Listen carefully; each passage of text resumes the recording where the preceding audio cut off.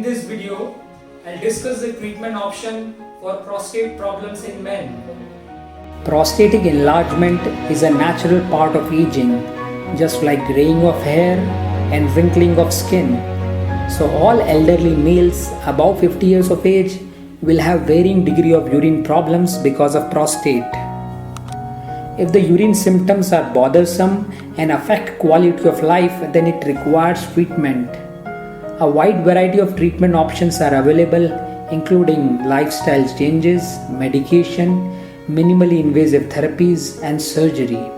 The best treatment depends on several factors, including the size of the prostate gland, the age of the patient, overall health condition, and the severity of symptoms. If the symptoms are mild, then few lifestyle changes needs to be done. Limiting intake of liquids in the evening, especially drinks containing alcohol and caffeine. This helps to minimize the frequency of urination during the night.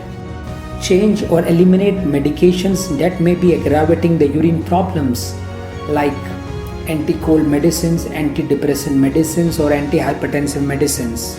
Medical management for BPH. This is required for mild to moderate urinary symptoms. The medicines work by relaxing the muscles in the prostate gland and the bladder.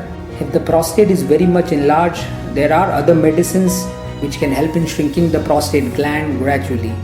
For some men, it takes a combination of medicines to get the best results. Surgery may be recommended if symptoms are moderate to severe. Medicines has not relieved the symptoms. Development of other complications like bladder stones, blood in the urine, or kidney problems. There are several types of surgical procedures available for BPH, but the transurethral resection of prostate is the most commonly performed procedure worldwide.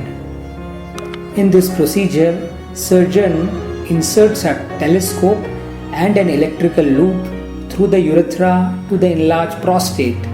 The electrical loop gradually cuts away the extra prostatic tissue to open the urethral passage.